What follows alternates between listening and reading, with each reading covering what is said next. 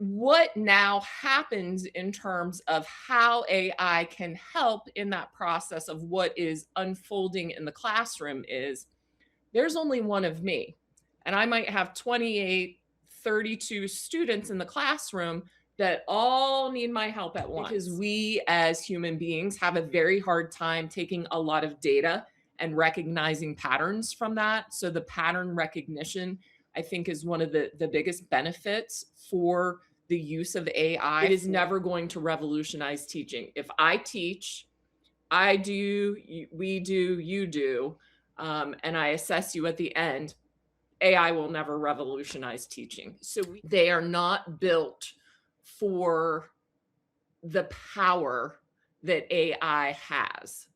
Those systems are not built for that power. So if we start to think about AI as being that great equalizer, I think that a lot of mind shifts will shift.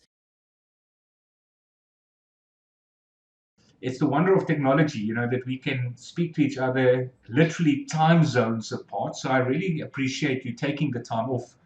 It's probably your lunchtime that you're now taking to speak to me. So I really. ate a little breakfast. I'm good. But just before we start, if you don't mind, maybe just introducing yourself. What pulled you to the podcast in the first place? That when I sent you the invite, something obviously ticked about AI in education. So if you can introduce yourself, what do you do, and then where does your interest or your exposure to AI fit into the whole picture? Sure, absolutely. I am a former social studies classroom teacher, so anything global, anything connecting in terms of the world is what ultimately always piques my interest. And if you think back to the early 2000s, that was the point at which my career really started to open up in terms of teaching because I was given the opportunity to have a classroom set of laptop computers. And using those classroom set of laptop computers, I really tried to connect with the ISTE standards, if you're familiar with ISTE. And of course, in the early 2000s, those ISTE standards for the International Society for Technology and Education focused more on how you were using the technology itself in the classroom, as in we do things a little bit faster. And then those technology standards over the years started to really shift into a space where it was creating opportunities for students to be digital collaborators and global communicators and those pieces. And I really try to mirror those in my professional life. So anytime that we can open up those connections is really important. And specifically, I work in a space where we are trying to push educators, whether it's down the street from me where my children go to school, or if I'm working with teachers in China or Kazakhstan, to get those teachers to really think into a space where we're trying to push what we call APLES or APLES, authentic project learning experiences. And in doing those pieces of work in the classroom, we really want students to be able to open up into their communities. And I like to talk about communities in the sense of it can be your backyard community, or it could be your national community, or it could be your global community. And when we think about the ways in which technology can break down the walls to broaden our communities and broaden our perspectives, I think it's really important. And as we've become in this space where we now have access to artificial intelligence, we have new ways to break down those collaborations. And maybe even for a teacher to offer suggestions on how he or she could now connect with others in the world, whether it's on a global issue and how it might relate to his or her students in the classroom, or provide suggestions on someone else who might be looking for opportunities to collaborate. And so those are the pieces that start to fit that puzzle together to form those opportunities for truly authentic project learning experiences. And in 2014, I co-founded a company called Project ARC. So ARC stands for Authenticity, Relevancy, and Community Connected Learning. And for a little over the last decade, we have just enjoyed connecting with educators globally to push into those spaces to help students really make those connections. And the more technology advances, we see more and more opportunities for students to get those connections and build out those networks. Something that I would like to, to pick your brains on. One of the podcast episodes I've had was with a lady. We also talked about communities, and we specifically talked about rural communities, underprivileged communities. And she mentioned something, and I would like to know what you think of this, being so community driven. She said that good enough is sometimes good enough. So we don't have to go all the way in with brilliant technology and edtech. Sometimes just having the basics for a group of school kids is enough for them just to lift them up a little bit. Um, what is your experience? Does it always have to be top of the range edtech, and then we can move over to AI? Does it always have to be top of the range, or is there like a balance where just making a difference is good enough? When What I do you think? started in education in 1997, I had to take my students to the computer lab in order to get into their hands the technology. And I had to schedule that weeks and weeks in advance because there were 150 teachers trying to use the one computer lab. And in 1997, while I certainly wasn't as advanced in my teaching practices at the beginning of my career as I am now, I still was trying to do whatever I could to push my students into that authentic community space.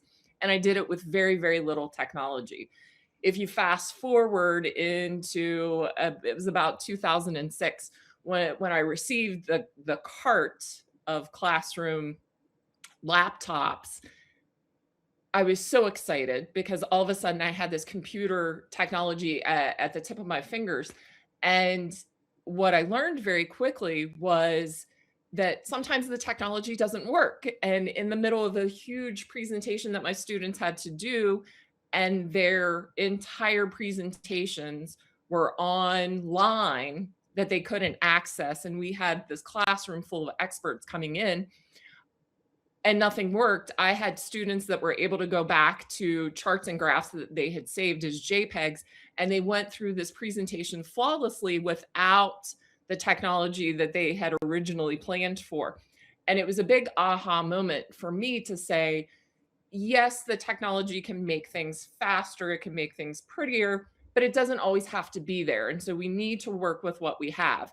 And I've worked with schools in the middle of New York City that you would think that they would have access to everything in the world, and yet they had either very little technology and or most of them had never left their neighborhoods in a several block radius.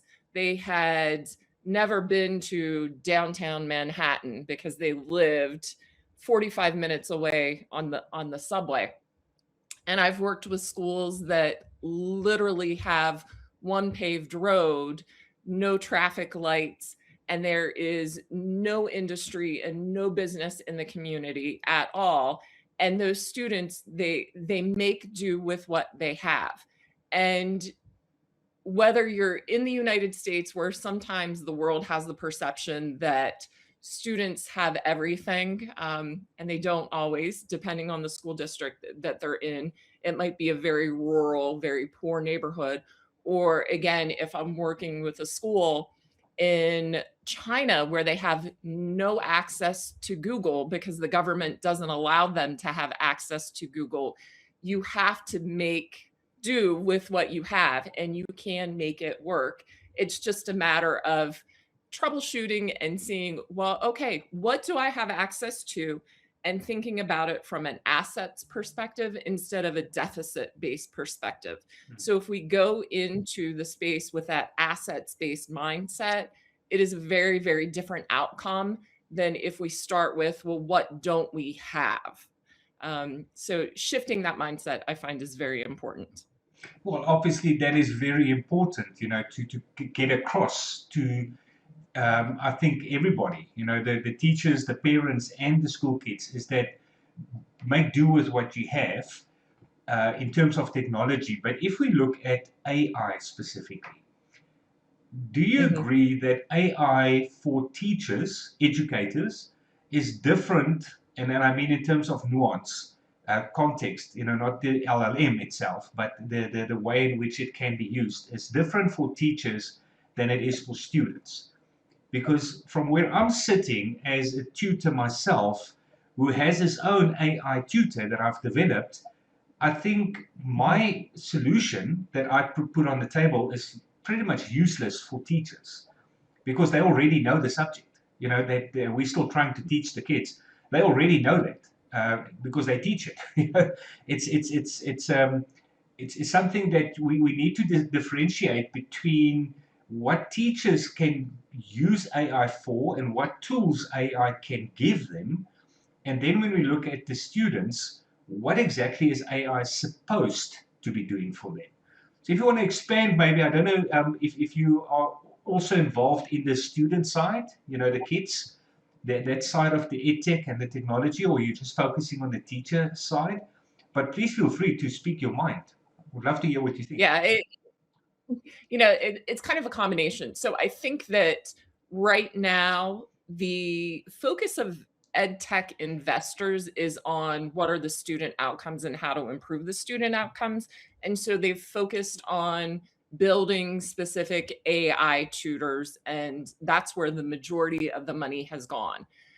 What they fail to realize is that if we're taking the human, the teacher, out of the equation, it's going to have some negative consequences. And the work that I've been doing is trying to focus on how do we use the AI to help the teacher get better so that that human connection stays. And yes, there are some offloading tasks that AI can do with students to give some time back to the teacher, but in the end, what we're mostly seeing happening, especially here in the States, is that the students that struggle the most or the students that flourish the most are the ones that are getting pushed into the space with the AI tutors.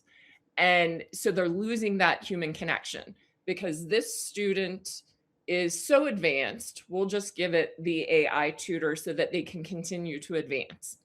Or this student isn't doing very well, so we'll give it the AI tutor so that they can get more one on one. And in both cases, you've taken out the human element, which in my mind is very, very detrimental to the students, because the teacher impact, that human connection, is what we're going to use to see the long-term gains. So a lot of the focus that my company has been doing, whether it be in giving feedback to ed tech investors on whether or not they should invest in a product, or we've been developing our own product as well, is focusing on helping the teachers to improve. Specifically, we've been working on the feedback piece of it and how teachers can give feedback to students. And we've been testing a tool that we've been developing, working with teachers in order to help them get better at feedback on formative assessments, which will in turn improve student work and student outcomes. So I think that students are more apt to be very comfortable with the use of AI just because they're very adaptable human beings and their brains are still malleable and they're very open to it. Where teachers have kind of entered into this space where they're very fearful that students are using AI to produce work that the teachers have assigned. So now they want to just go back to paper and pencils, which I think is just really an outcome of the fact that teachers need to change the types of assignments that they're giving. So if students are able to use the AI to produce the work, then maybe we shouldn't be assigning that work in the first place. And by simply just going back to paper and pencil, it's not going to help the process at all. So having teachers to think about AI in the way that will help offload some of the work on their shoulders, but at the same time improve their practice is where we need to push teachers into that space. And then in some instances, using the AI for students to, rather than to produce their work, but maybe use it as a first round of feedback that they get on their work, or as some idea generators, or that sort of thing, so that we're also decreasing the amount of time maybe that a student has to spend doing something, so that they can increase their cognitive load rather than offloading some of the lower level cognitive asks that teachers are wanting from them, which is seems to be the direction that AI is going right now for the use in the classroom. And that real disconnect between what teachers think it should be doing and what students are using it for. Okay, so I've got a very controversial statement for you. And I just want to give a little bit of context to that. I don't really know how many episodes of this podcast I have recorded so far. I'm trying my best to publish them as quickly as I can edit the videos. But there's quite a number of episodes already that I've worked through. And one central theme throughout all of them has been that number one, we should not expect the teacher to be replaced by AI, because of the fact that a teacher is a human. And there are certain things that AI will never be able to do, which a teacher, being a human, can do, such as, for instance, empathy. Just looking at a child in the back row of the classroom and realizing something's off. Maybe the child is hungry, maybe the child had a bad day, maybe mom and daddy fought with each other, whatever. AI cannot get to that level of intuition and what's the word I'm looking for now? It starts with an N. Now I can't put my finger on it. Doesn't matter. Okay, doesn't matter. A teacher, being a human, can do something that an AI teacher can never do, which means we need to distinguish between an AI teacher assistant, an AI teacher, and an AI tutor, which typically means we need to split the time that a teacher has with the child or the group of children, and the teacher doesn't have the time, which is typically when the kids go home, they do homework. So I've been focusing a lot on finding that winning recipe for when the teacher is not there, like for instance during homework. But if we say that a teacher should actually be using, for argument's sake, AI in the classroom, not for teaching, but for, let's call it the time-consuming tasks. What do you make of that? That we actually have to take the teacher at face value as a human and say, you know what, this is where you are valuable as a human. Stay human, but let the work that can be done, for instance, in lesson planning. This is, it starts starting to sound like a broken record, because that's the first thing that comes to mind every time we talk about an AI teacher tool, is lesson plan. But I mean assessment planning, just working on something, a different way of presenting. Let's say you're a geography teacher and you want to talk about topography. Find a nice, novel way to teach the kids about the lines on maps. What does it mean? AI can come up with a lot of good ideas that you can maybe include in your lesson. However, and this is a controversial part of my question to you, is a teacher has very limited time with a large group of students. Not sure what the ratio is of teacher to students in the States and how long the typical period is in school, but it still doesn't really go into hours per student. It's typically measured in minutes per student that a teacher has, whereas to really understand the concept, and to really understand what's going on with any subject matter, the child has to really spend time with it. And that happens when the teacher is not present. So, how do we tell teachers to be better teachers without being AI clones, really?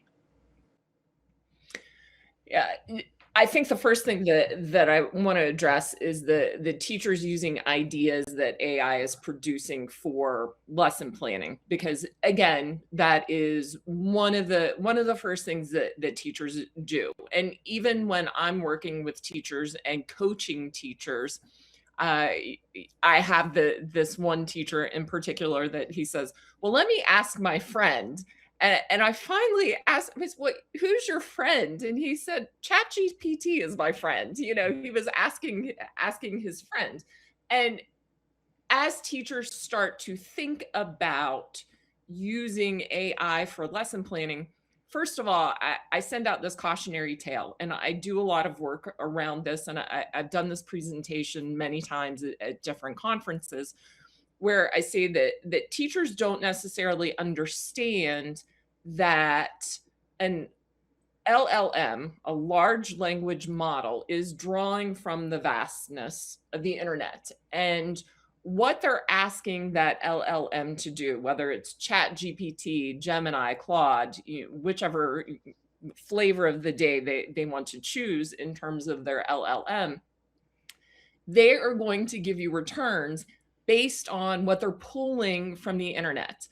And we have to be really, really careful with those large language models, because they haven't been trained specifically on how to discern what is really good and what is not so good. And some of those LLMs might be producing lesson plans that might be drawing on my work, because here in the United States, I'm part of, we call it a class action lawsuit, where there is a lot going on with these large language models, specifically right now, Anthropic and Claude, that they've literally stolen my books that I've written, and they've trained their LLMs on my books. So I know that some of what they're drawing from is really good work, because I like my work, right? But it's also drawing on all this other work that's maybe not so great.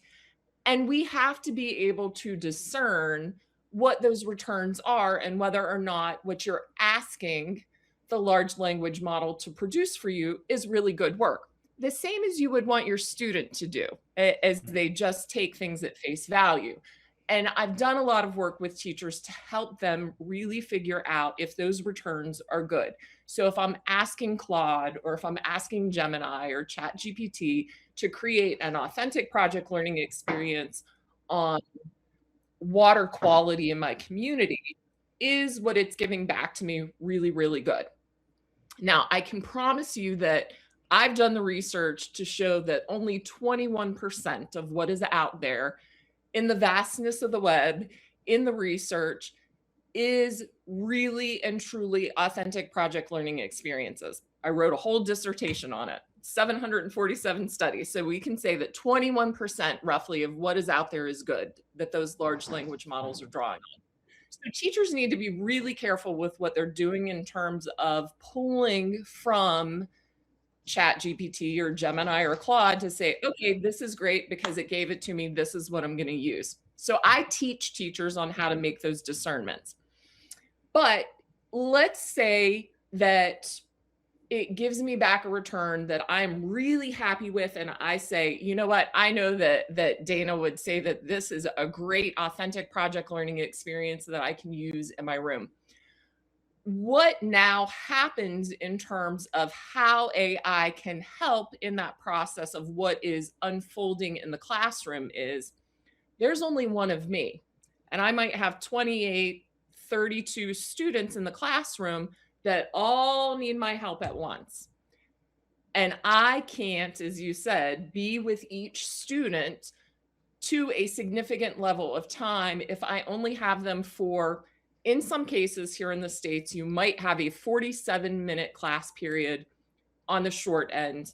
If you're really lucky, you might have a 90-minute class period. But even in a 90-minute class period, to try to get to all 30 students, so do I get 3 minutes per student? So at that point, I can now shift the way that I interact with my students. And if I'm saying, okay, some of those first rounds of feedback that you need, maybe you're going to appear at first level. Second level, maybe you're going into your approved large language model. And I've given you some guidelines on how to interact with that large language model. I've also given you guidelines and I've taught you the process on how to uncover inherent biases and that sort of thing. Now I'm getting a second level of feedback in that process because while I can't quite get to you yet, you now have another pathway to get some feedback so that maybe you're not stuck for 87 minutes of the class period because I didn't, there's only one of me and there's 29 others of you. So that there are ways that we can use those AI interactions to our benefit, but that's only if we're teaching the students the process on how to have those really solid interactions and how to deconstruct those returns that they're getting. And I think that that's one of the biggest advantages of having AI in the classroom now is, in your words, you've got that teacher assistant where school districts here in the States are cutting budgets significantly. And some of the first positions to be cut are the teaching assistants. They might be going to part-time assistants now, or in some cases, eliminating positions altogether. And so now, where maybe I had one assistant in my classroom, if I was lucky, I might not have another human being in my classroom. But now I could have 30 other assistants because I have that AI that can give my students some first levels of feedback and maybe give them next steps. That again, it doesn't take me out of the equation. It just allows me to not be spread as thin as I was before. I'm going to jump straight into my favorite subject. You know, my subject of choice is mathematics. And if we look at, for instance, let's say a 90-minute period with 30 kids, 3 minutes on average per child, if you have to spend individual time with every student, that gives you 3 minutes, which is definitely not enough. I mean, I totally agree with you. If you look at the mathematics from that perspective, you need a teaching assistant that can duplicate the teacher. However, Right. and I'm sure this is for all subjects, it goes for all subjects, but I know for mathematics, let's say, for instance, we are supposed to be doing trigonometry in the next period. Mm-hmm. And it's something that the students have never done before. Do I really, as a teacher, do I really need to spend individual time with everyone? And I'm putting this out as a hypothesis, you know, just an idea to Right. brainstorm. Do I really need to spend individual time with every student while I'm teaching something new? And when I say teaching something new, I'm supposing that it happens every single period of every single day, because otherwise you will not get through the curriculum. So teachers have to transfer knowledge in every single period, which is new knowledge for the students. You know, it's old knowledge for them, but it's new knowledge for the students. So what you are saying about feedback from the students to the teacher is very valid. I totally agree with that.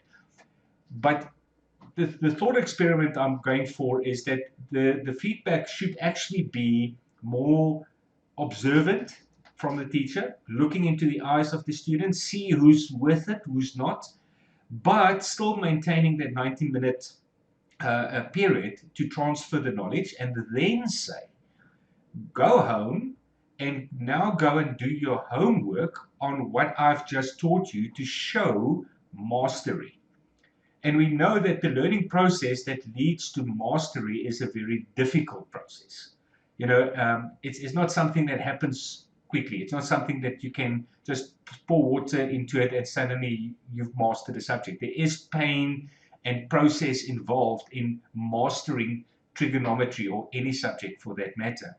So I'm asking the question is whether the AI should not be involved there, where the student is now or needs to now demonstrate mastery of what they've learned in class this morning or last week or whatever the case might be, because they have now time at their hands. And now they can have a teacher or a tutor or a teaching assistant, whatever you want to call them, available as long as they need, answering all the questions they have. And the teacher can focus on being human and just um, take that 90 minutes, or let's say 80 of the 90 minutes, to teach, observe, look at the kids, in front of her or him, judging the sagging of the shoulders, judging the smile or the absence of a smile on the subject, trying to make the subject more appealing, by using different techniques. So that's what I meant earlier when I said using the large language model as a teaching thinking partner to come up with novel ways, and maybe they're using Dayna's ideas. We will never know. But Right. just coming up with a new way of explaining trigonometry that you may never have thought about. An abstract clinical subject like mathematics, you can certainly do with a couple of novel ideas to just teach it to the kids without staying cold and clinical in the process. But ultimately, the kids have to go home and they have to be formally assessed in a week or 2 weeks' time on what they've mastered or not. And that is the feedback that the teachers normally get. Without AI, that is what the first time the teachers will really get some kind of feedback about whether their students understand or don't. Now we can say that hopefully the students can actually ask more questions, even if it's just asking an AI tutor. Now, the crucial thing there that has come out in all my podcasts, literally in every single podcast, the crucial thing there is pedagogy, because the Mhm. student will use the large language model as a shortcut. They're not really going to use it in the painful way it's supposed to be used for learning. They'll just say, do it for me or give me the answer and that's it. Whereas if you have guardrails in place, and those guardrails are called pedagogy, which needs to be written by the teachers. Nobody else can write the pedagogy of the subject that the teacher has specialized in over many years, knowing what works. So the student needs to work within that frame of pedagogy that the AI world calls guardrails, that is written by the teacher so that the student can learn and master. And this is where I'm heading towards, with the steering the conversation is I've had a couple of very profound insights from some of my previous guests, which I'll share with you in due course about that process. I just want to first hear what you think about taking the AI out of the classroom, not because we're afraid of it, but because we actually need the teacher to be human in that 90 minutes. Yeah. So I think that there are a couple of things that I need to address. First, in terms of pedagogical approaches, and I mentioned, you know, in the more common vernacular, you hear the phrase project-based learning. I'm not a fan of the phrase project-based learning because what happens is it gets watered down to just a project where a kid might produce a very low-level Bloom's poster, which is nothing more than, say, a research paper in disguise. So when we think about the pedagogical approach, and I've long been an advocate for the teacher does not need to be the person at the front of the room teaching everything to the students, because what typically happens in terms of transfer of knowledge, it is, can you memorize what I've taught you? And very infrequently can students take that, apply it, analyze it, evaluate it, and certainly create something new from it. So as we think about the pedagogical approaches and the value that AI has in this way, it's almost like we're going back to that flipped classroom model that we saw in the, in the mid to right around the 2008 to 2015 timeframe that was highly popular, where instead of the teacher needing to stand up in front and I teach and I teach and I teach, whether I take 10 minutes or I take 40 minutes of class period to teach you what you need to know, I can do that flipped classroom model now, where we spend our time in class really interacting as humans in this process. And so the AI gives us that opportunity to do some more of that flipped approach. And again, the teacher can set the parameters on that, and depending on what tool they're using, and if they want to set up and create a particular agent within that large language model, they can do that. And you can have that flipped classroom approach, which I think will allow for more of that human interaction. But I think that we also need to really stop and realize that whether we use AI, whether we use technology, or whether we go back to the chalkboards that probably you and I were taught from, if teachers are not doing formative assessment and doing it very, very frequently, then you're going to lose 1, 2, 10, or all 30 of your students at some point. And so we need to be doing formative assessments throughout our class periods and implementing a variety of formative assessments so that we're gathering the data to inform our instruction. And AI can help us to now process that data very quickly so that we as teachers can make those adjustments much faster, meet those needs. So it's not just us necessarily seeing the slumped shoulders or the hands in their head because they can't figure out what they're doing, but we have the hard data to say, I can see from the process data from AI that 25%, a whole quarter of my class did not get this, and I need to work with that quarter in a much more targeted way, while the other 75% are maybe doing other things that are helping them to move forward and to push forward. So on the back end, teachers can use AI to help us think about what those next steps might be for students and what those individual needs might be. It can help us to recognize patterns, because we as human beings have a very hard time taking a lot of data and recognizing patterns from that. So the pattern recognition, I think, is one of the biggest benefits for the use of AI for teachers. We can also teach students how to do those pattern recognitions with AI. But really, fundamentally, going back to things that I have been preaching for the last 30 years, but now we can do it faster because we have the AI with us.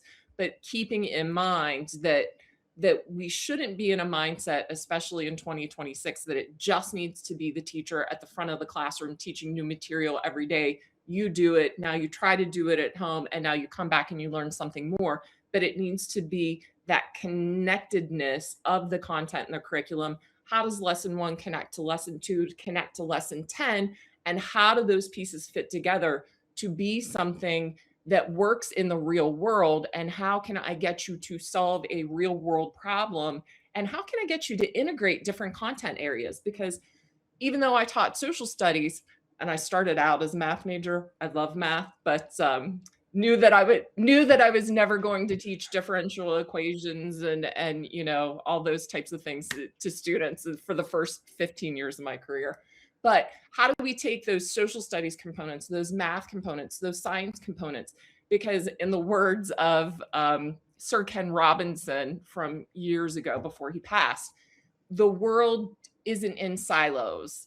And in classrooms, when we have subjects in silos, that really does a disservice to our students. So AI starts to break down those silos and help teachers see what those integrated experiences might look like, and help teachers to really rethink maybe some of those flipped classroom models, so that you can have some of that AI tutor at home if you need that, or in an extended school day or an extended class period, depending on what your school schedule is set up like.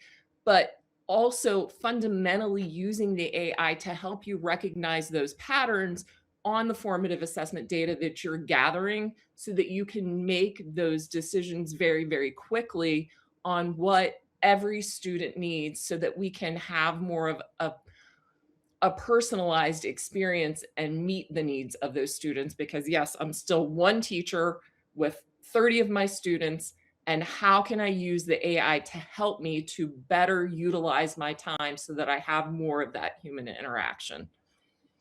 So I want to ask you for like a real practical application of what you're saying, because I really appreciate what you are saying and I like what you are saying, but I'm trying to think how it will look in practice in, let's say, a 60-minute period. Because here in South Africa, I've spoken to a number of teachers, and for mathematics per se, I've got a solution that I offered to teachers, and I said, you know what, let's get the students to write a very small, maximum 5-question diagnostic baseline test every week. I will provide that Mhm. test. It's free. It doesn't cost anything. All you need to do as a teacher is give me your email address and your list of students in your class, and I'll send you a report every week on who did Mhm. what. And the teachers just told me, you know what, thanks, but no thanks. I don't have the time to go through that report to see who of my students did what. And this is not in class time. This is outside Mhm. of class time. The test preparation, the data collection, everything is done on their behalf. They just literally receive 30 emails, for argument's sake, and they can go through it and say, okay, I can see the 30 students in my class who did what. In last week's classwork, how did they do it? For lack of time. That was the objection, lack of time. I don't have time to go through all of that data. So when you are looking at, for instance, a 60-minute period, and you want to get formative assessment back to the teacher as that 60-minute period stretches on, how would it practically look? And bearing in mind, I'm talking about AI. AI is there, so please bear that in mind. I'm very interested to hear how it will look in practice. That AI can become the teacher assistant. I'm seeing a picture in my mind of the teacher having a tablet or a computer screen with summaries. So the AI is already summarizing and saying, okay, these students, these students, these students, that's what they caught, this is what they missed, this is what they do, etc. But how would that data be gathered by AI while the teacher is explaining and expecting full attention?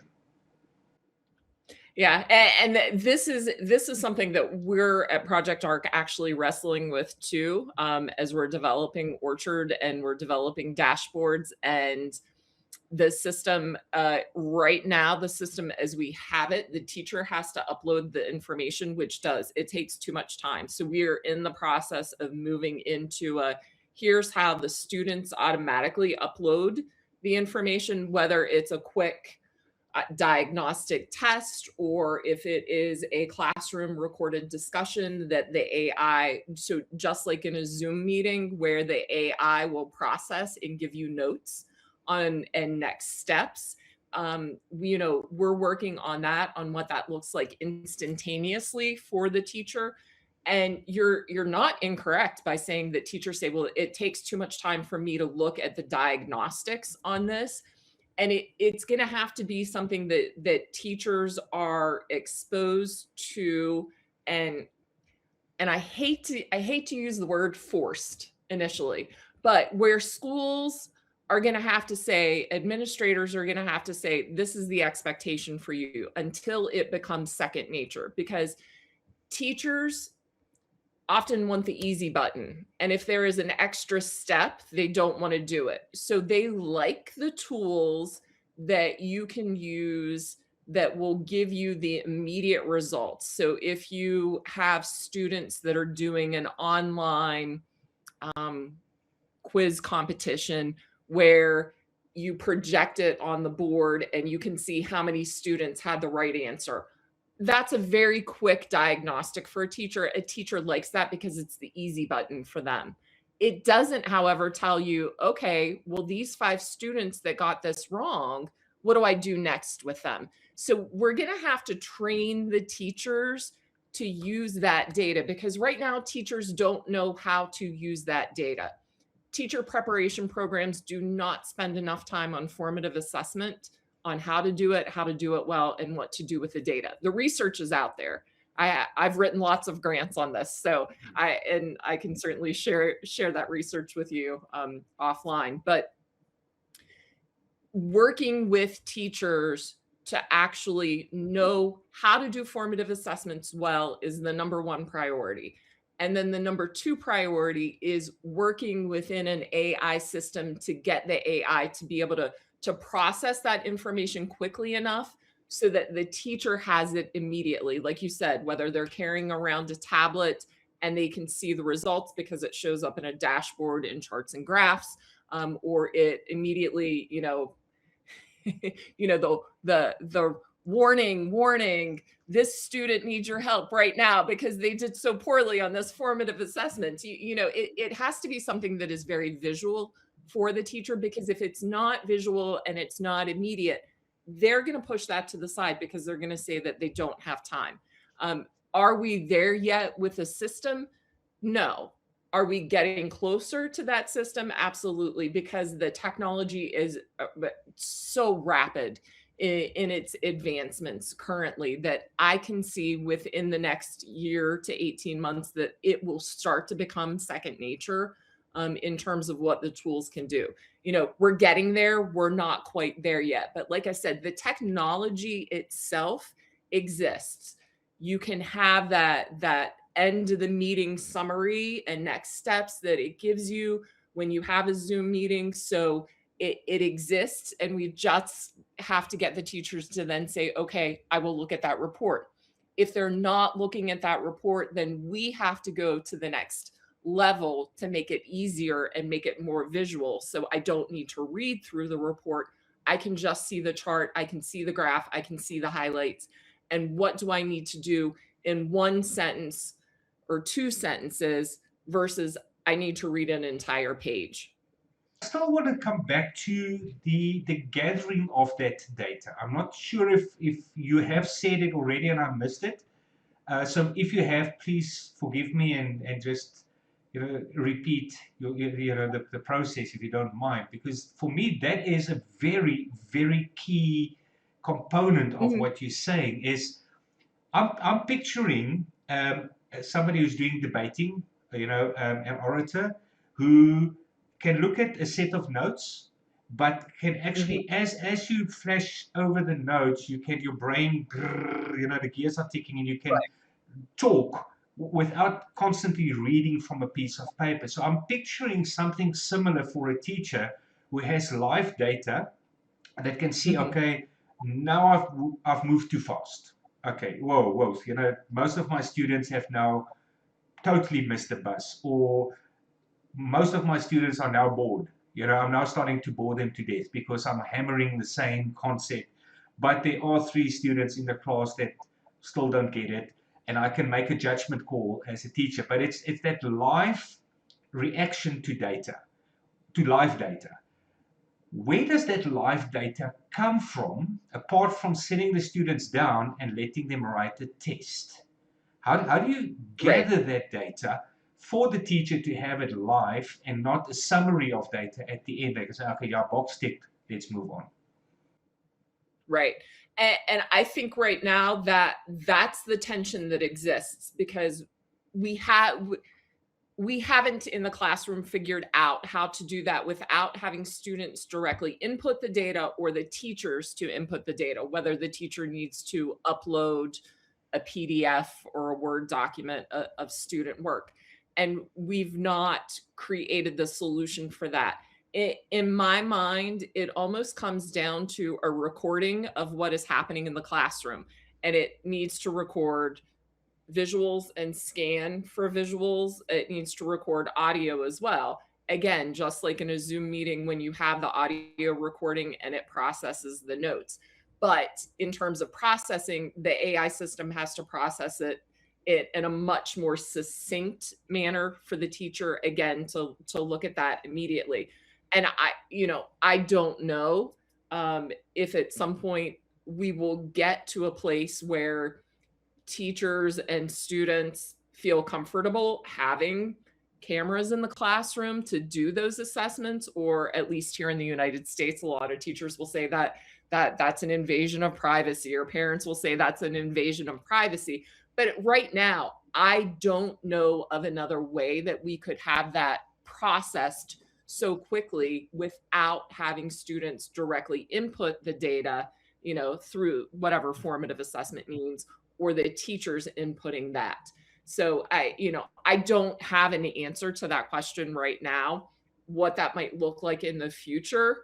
I mean, 2030 is almost here. Is that what a classroom of 2030 looks like? That it's just an expectation that there are recordings because it's a way to process data, or will there be far too much pushback from individuals? So if I am teaching an online class, and I do teach graduate courses, and I don't meet with my students in person. They're located all over. So if I am meeting with them and I do it via Zoom, I always have the transcripts for them that they can see later if they want to go through it. I have here was the Zoom report and next steps, and kind of the summary for them to take a look at it. How many students look at that? I don't know. They're all adults. They're grad students. They are teachers. Whether they take the time to look at it or not, I am unsure. I can infer how many do based on responses later on in the class. But at this point, in a physical classroom, I don't know that people are ready for cameras to be able to record, to process voice recordings, and or just see what body language is. To have my assistant in the sky, if you will, looking down, that will pop up on my iPad that says, okay, the student in the right back corner, you really need to go check on them. They look like they're falling asleep, but you can't tell because they have a hood up and you can't see their eyes, or something of that nature.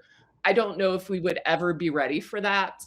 But it's certainly a possible pathway forward. But I think currently the way that the technology is and the comfort level of individuals, we're still at that information has to be inputted in some way, whether it be by the student and then it's processed, or the teacher has to take the information and input it, whether it's in 30 PDFs of something that they upload. Well, you see, this is the point that I'm trying to make is uh, when we look at class time, face time in a class between a real human teacher and real human students sitting there, do we really need to change that into an AI, let's call it assisted session? And this is just a question. I'm really just putting this question out there. Do we really need to change that? Because that is where the human connection comes from. Now, I've used the story before in some of my podcasts, but I'm going to do it again now for the context of where we are. Are you familiar with Derek Muller from Veritasium, the YouTube channel? No, Okay, no. he's this science YouTuber. He's done a brilliant job at making science fun and difficult mathematics fun. He's got like something 20 plus million subscribers, on his channel, and it's typically boring subjects, and he's got that many subscribers. So he's really doing something well. But that aside, I watched a video of his that he talked about this question: will AI revolutionize education? And Mhm. he basically went back to Thomas Edison and he said, Thomas Edison, and I've constantly used the gramophone in my previous examples, and I listened to the video the other day again, and he didn't say gramophone, he talked about the movie projector. Thomas Mhm. Edison perfected or produced a movie projector, and he said, this is going to revolutionize education because now we can film a teacher and we can show the students the lesson. Didn't happen. Then in the 30s and 40s, around there, radio came. And now this is going to revolutionize education because we can broadcast the teacher over the airwaves. And same happened with television, and the same happened with those cassette tapes and the books that we had in the 70s and the 80s. And then the Absolutely. computers came and the internet came, and everything that came had this promise of this is going to revolutionize education. And none of it has. And he says AI is not going Mhm. to do the same thing either for one simple reason: the human in the classroom. The fact that there's peer connection, that there's conversation, there's socialization, and basically what I'm getting at is the learning process of mastering something, whether it's trigonometry or whether it's just some science fact or history fact, or understanding chemical bonds or poetry, anything that requires learning ultimately requires mastery of that concept, cannot really be condensed into one classroom period. There needs to be pain involved, like I said before. There needs to be process of calculation, retrieval of information, working through it, problem solving, asking questions, answering questions, which typically needs more time than one period only. So if we stick, this is just a question then for you, if we stick to the traditional way of teaching, going home, doing homework, mastering the subject, and coming back and writing a formal test to judge whether you have mastered it, but then assisting the student in that process of learning outside of the classroom using AI. How will that go down in this new age of AI? Yeah. So I will say first that all of those inventions have not impacted education the way in which they should have because the way in which we teach has not evolved. If we stay on the current path that we are on, AI will no more impact teaching than any of those other previous inventions because we're not evolving as teachers and the way that we teach. So if we continue to think about teaching as I'm coming in and I'm teaching lesson one for 40 minutes, 80 minutes, 90 minutes, however long I have, it is never going to revolutionize teaching. If I teach, I do, we do, you do, and I assess you at the end, AI will never revolutionize teaching. So we have to fundamentally shift the way in which we teach and think about teaching and the way in which we think about pedagogy. So again, it can't be lesson one, lesson two, lesson three, lesson four. We have to start with an overarching idea, problem, challenge for our students. And then everything that we teach needs to feed into that problem or challenge to help students be able to do that. And the only way that that works is if we start with the process of inquiry and we get students to buy into the process, number one. And number two, we have to continually formatively assess, and we're not working toward just doing well at the test, at the end of the 2 weeks or however long that you're spending on a particular unit of study. So we have to fundamentally shift the way in which we teach to have AI have any kind of true impact on revolutionizing education. Until we shift that pedagogical approach, I agree. AI is not going to change what we do because one-to-one classroom computing did not change. VHS didn't change in TVs in the classroom. I mean, the overhead projector that just replaced the chalkboard that was then replaced later with the interactive whiteboard, None of those pieces fundamentally changed education. All it did was it created more expense for education.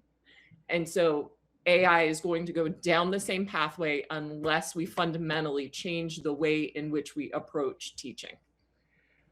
But I guess that's a big challenge then, because what is happening currently is that AI is rapidly outpacing education as it is, let alone Mhm. change in education. So, by the time education realizes, whoa, the coffee is cold, AI is so far down the line that maybe there's a brand new process that needs to be started. So, Right. is there a danger that AI will always be so far ahead of the education system that it will never really have a proper impact as you envisage? Because I really Yeah. like the idea of live data, and Mhm. I think it will be brilliant to have permission from every person or every role player to have like a body language interpreter, or a facial Mhm. recognition software, AI thing, feeding information back to the teacher in real time. I That might happen in China. That might happen in China. They're but used to that then in China. yeah, but you know That what, that if they happen get in that right, they might actually surpass the rest of the world unintentionally China. in terms of what you're saying for feeding live data back to the teacher, Right. which is going to be sad, if it happens, because it's a brilliant idea for the teacher to have real live data about who's with me and who's not, still being human. I mean, we're not taking the human out of the equation, but just being able to interpret that data requires more processing power than a teacher has as a human to spend Right. while still teaching something. But I'm wondering if we are not going to constantly be like a dog chasing its own tail in education if we have to wait for education to catch up with the technology. AI Yeah. is brilliant in what it can do. But I mean, I don't know if you know this. I watched a video the other day of Anthropic. They've got Mhm. I think, a division in Anthropic called the Ministry of Education. So they've got this group of people who literally look at the ground zero work being done on Claude, in terms of the large language model, what they can do to assist Claude to become a teaching tool or a tutoring tool. They're specifically looking at it as a tutoring tool. And I almost chuckled when they came to the point in the video where they said, you know what, we really want students to use less AI. That's their Mhm. solution. Let's get the students to use less of our product because we really don't know what to tell you. And I was saying, you're the guys who designed this. You shouldn't be saying things like that. You should be encouraging more use of AI, not get people to use less, because it is such a brilliant tool. Right. And I think that just goes to the mindset of what people think education should be to begin with. And the way that I was taught is the way that you should continue to teach. And so there is such a lack of understanding. And whether or not we choose to capitalize on the opportunities that are now out here with AI remains to be seen. And I will say that at least the majority of the funding dollars here in the United States are simply going toward trying to produce personalized tutors. And again, they're focusing on what are the student outcomes without realizing that the student outcomes will not improve unless you improve the teachers. And so we've got to think about how to use the AI to improve the teachers, which will then impact the students. And, you know, yes, there is value in having options for personalized tutors, but should we be spending the amount of money that we're spending on trying to create the personalized tutors? No, because that does not fundamentally change the system that we are in. And we know that the current education system, at least, the system here in the US and the ones that I'm familiar with that I've done work with globally, they are not built for the power that AI has. Those systems are not built for that power. And so we need to start thinking about how do we dismantle those systems and rebuild a system that can work in concert with AI to produce better outcomes. And we're not there in terms of how we think about the system currently. And what about systemic inertia by teachers? You know, if Mhm. we think that teachers in general, my experience with teachers in general is that there's a big resistance to change. Anything that changes is no, no, no, no. You know, 2020 during the lockdown was a big wake up call for a lot of teachers in my sphere of influence because they were so unprepared to go online Right. and and start teaching with whatever form of technology they can use because they were still used to chalk on the blackboard. And as soon as the Mhm. lockdown was lifted, lo and behold, they went back to their chalk on the blackboard. You know, so what do you do with that resistance, that human inertia of I've done this 20, 30 years like this, and it has been done like this for 300 years before me. Why change? Well, I mean, it goes back to the theory of innovation curve. You only have 2.5% of the population that are innovative to begin with. And you can grab about another 11.5% or so that will very quickly grapple with the change and accept the change. And then on the other end of the curve, you have that percentage that will absolutely never change too. And so, if we think about that theory of innovation, we've got to concentrate on the bell part of the curve where most people lie. And we need to start having those conversations and having the opportunity for them to see what works in action. Having them have the opportunity to have the professional development. And instead of saying, I'm adding another tool to your plate that you have to learn, another technology tool, because that's where teachers shut down, they have to see the cost benefit analysis and how it's going to benefit them. And I don't know that in terms of budgets currently, especially not in the US right now with budgets. I mean, education budgets have been completely decimated.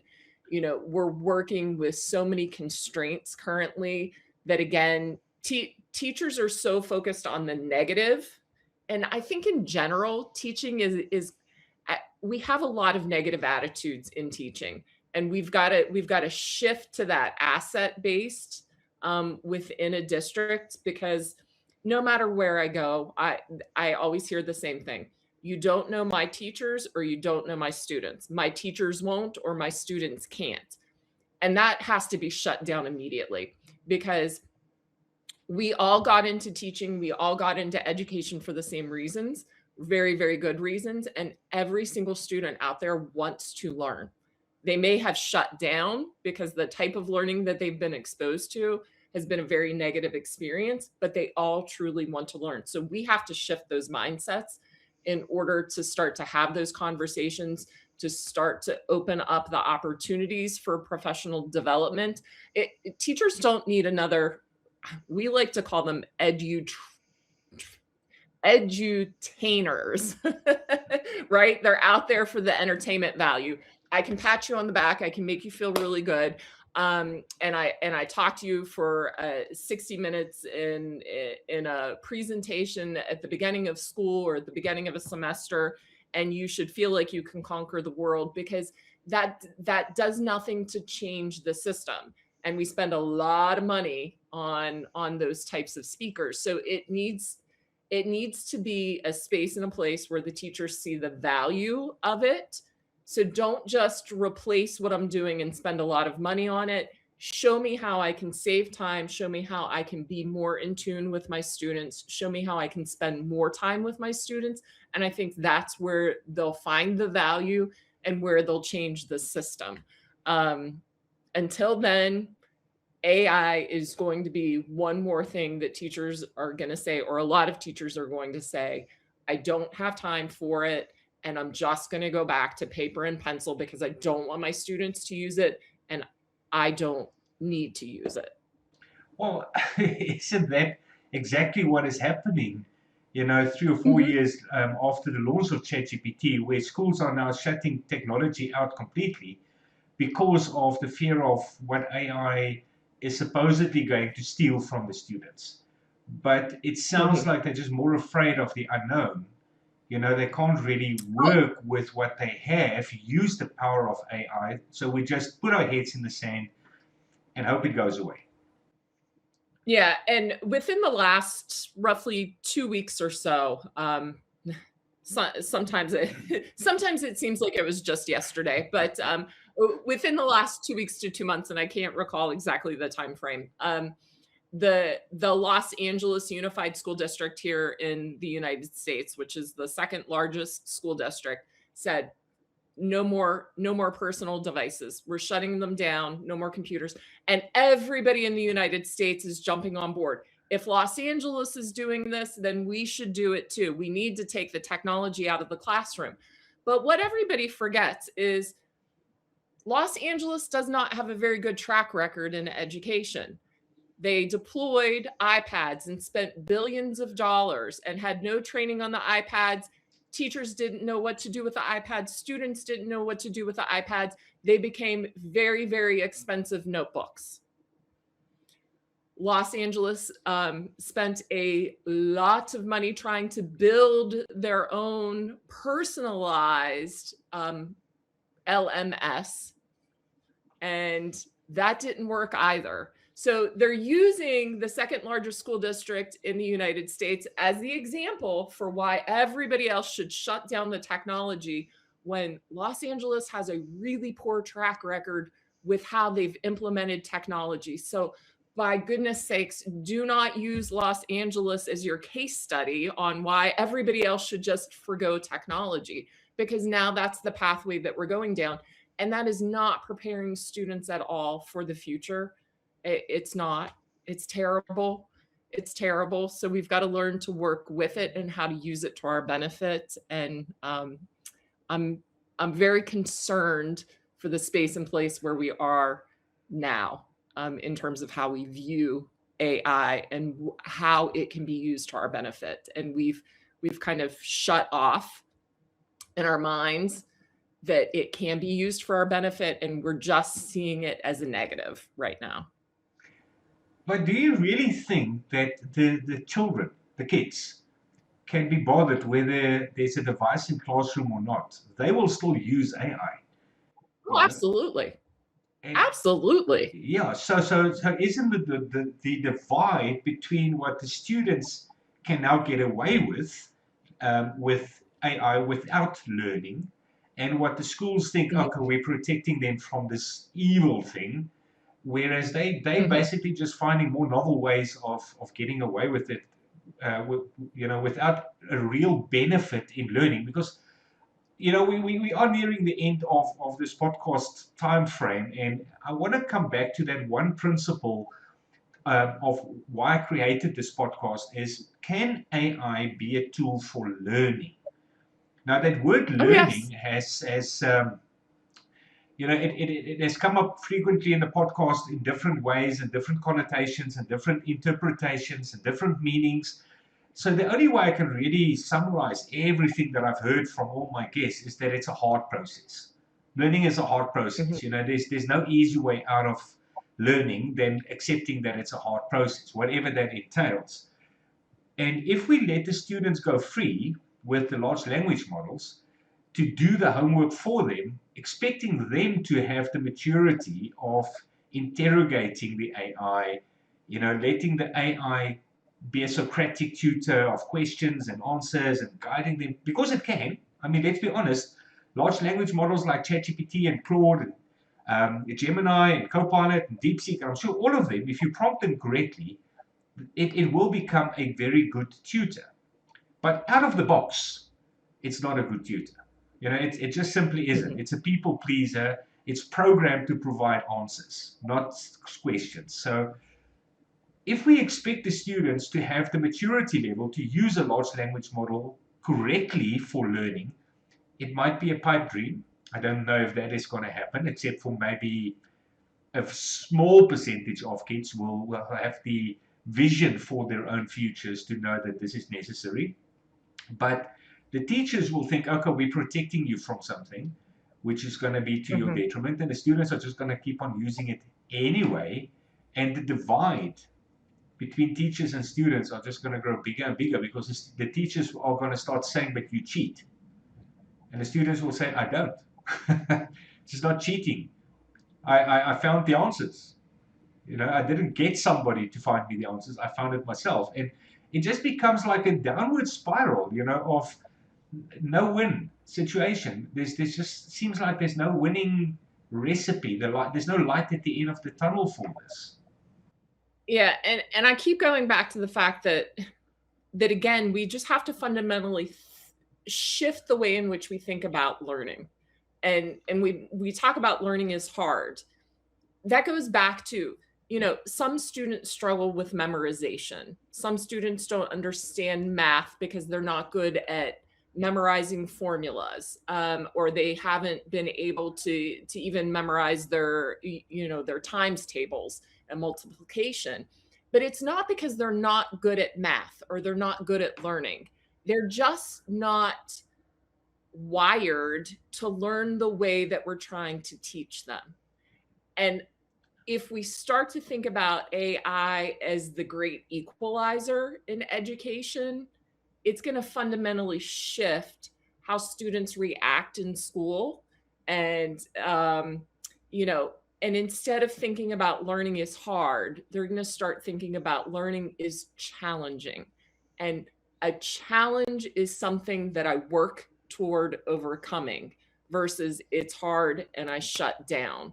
And so if we shift that space and think about AI as equalizing that momentum. So I don't know how to reach the kid in the back of the room. That doesn't matter what I've tried. AI maybe can help me think about that differently to help meet that student's need. That can equalize it.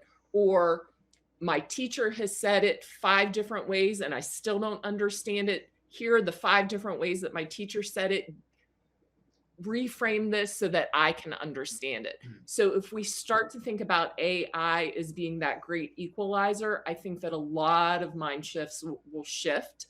And if we stop thinking about learning as being hard and thinking about learning as being a challenge, that also will shift where we are. Because how many students think that they're not good at school, think that they're stupid, think that they're dumb, all of the really negative connotations because they're just not good at the current game of school. And You know, they're super intelligent individuals. They might just not be really good at memorizing information and being able to put it down in a test, but they're brilliant otherwise. you have made such a valid point just now. Because I've heard two, let's call it phrases of my previous guests who really summarize very important parts of learning, the word learning that I'm focusing on in this podcast. The one said, and this applies to the teachers using AI in the classroom or before class as well, says we have to become the custodians of the output. And I thought, okay, that's nice. That's nice. If a teacher realizes that whatever they do with ChatGPT or Claude, they have to be the custodians of that output. So does it add value to what I do in class? Yes or no? And if we can get the same across to the students who say, however you use AI, if you cheat, you are the custodian of that outcome. If you use it to learn, you are the custodian of your own future. Which do you prefer? Mm.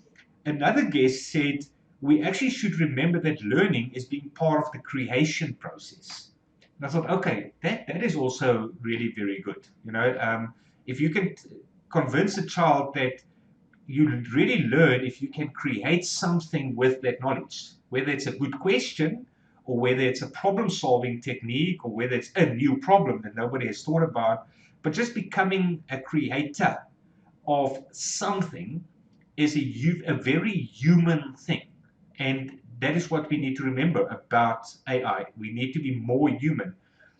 One of my previous guests actually phrased it very well. He said, for us to thrive in the age of AI, we really need to become more human.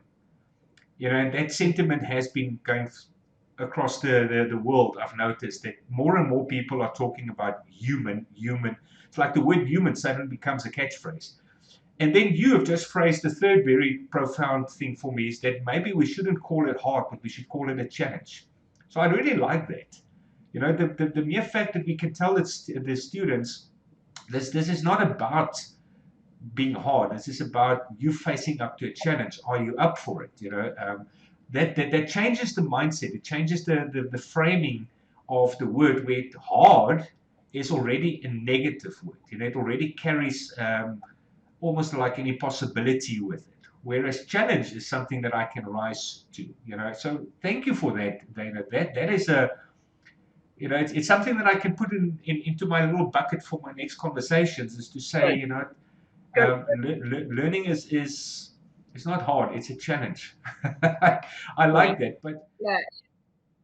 And you talk about the creativity piece, and so many students don't think that they're creative. And if we think about Bloom's taxonomy, and the highest level of learning, highest order of thinking is creation.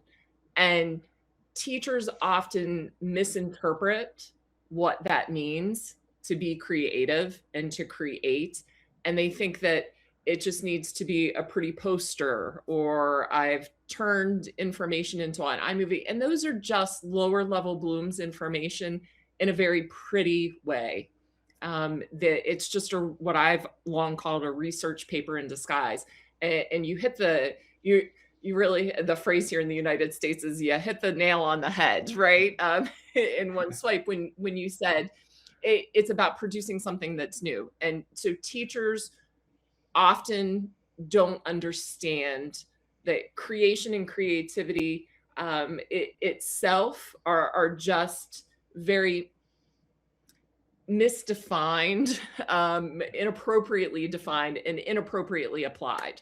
I don't like to sit down and try to draw, and I'm not very good at matching colors up, but I can write a book from scratch, right? That's a level of creation. And so we need to think about that creation level, because then that in and of itself becomes a challenge for our students, rather than I just need to make the pretty poster. And that could be very hard for some students to make the pretty poster. But if you have to create something new, you have to grapple with it. And it is a goal to work toward. And the AI can help us as teachers to scaffold and support our students to get there successfully. I mean, if we look at something like, for instance, I'm by no means an art expert, or an art um, historian. Or, when I say art, I mean the best I can probably do is a stick figure. But if we look at, for instance, the Mona Lisa, or Michelangelo statues, or Salvador Dali, those strange pictures, all of them are considered brilliant by artists. Mm-hmm. And none of them are really the same. Yet they are very artistic and creatively artistic works of art. And I'm seeing a world where the AI can actually identify the Michelangelo from the Leonardo, from the Salvador Dali, from the Vincent van Gogh, or Mm-hmm. wherever we go. I mean, we can go into music and say, okay, you know what, there's Elvis Presley and there is Ludwig van Beethoven. Definitely not Mm-hmm. the same type of music, but the AI could have identified the one as this. This is your niche. This is where you need to be creative. Don't worry about classical music because it's not for you, but you can do this. Somebody else can maybe just tap on a few rocks and produce something. AI can pinpoint that because it has the capacity of looking at every one of those students and say, you know what, let's get the best out of you. Whatever you are good at, let's make that a creative process where you create something new.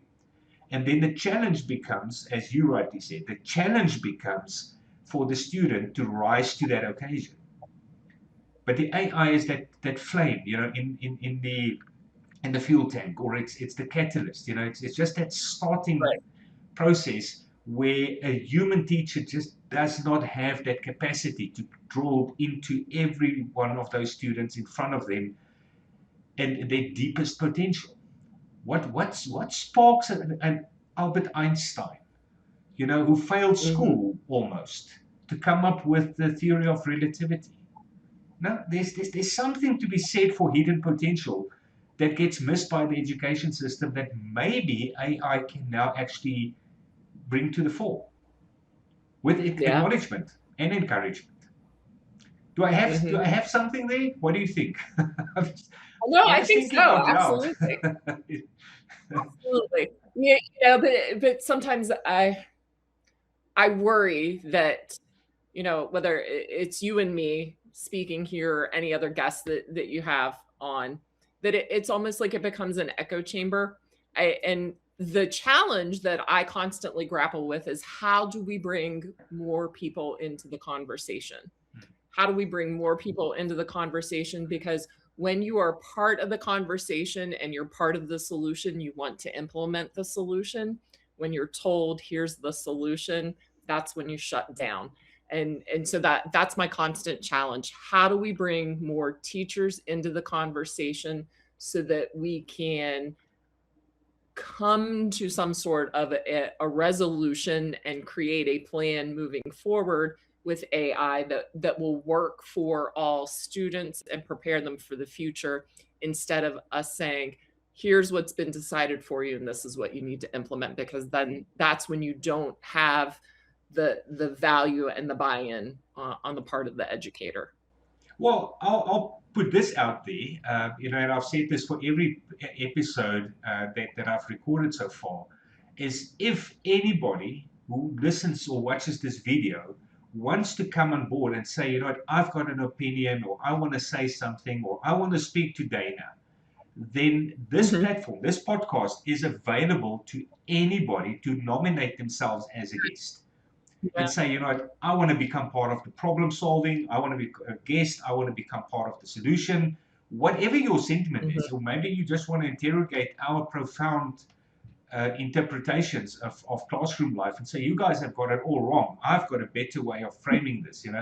But come on board. I'm, Uh-huh. I'm literally putting this podcast out there. This is what it was intended to be, is a conversation piece to get the conversation and the discussion of AI in education Mhm. out there.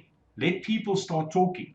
Like you say, this is not just about you and me in this little echo chamber and saying, we say X, Y, and Z. No, no, no, no. This is to start a conversation. So anybody who listens, anybody who wants to be part of it, just go to the comment section and say, I want to become a guest, and we'll arrange something. So yeah, I'm putting Good. my platform out there to get the word out there for teachers, educators, parents, any role player in education who wants to say something to come on board and say It's been a pleasure.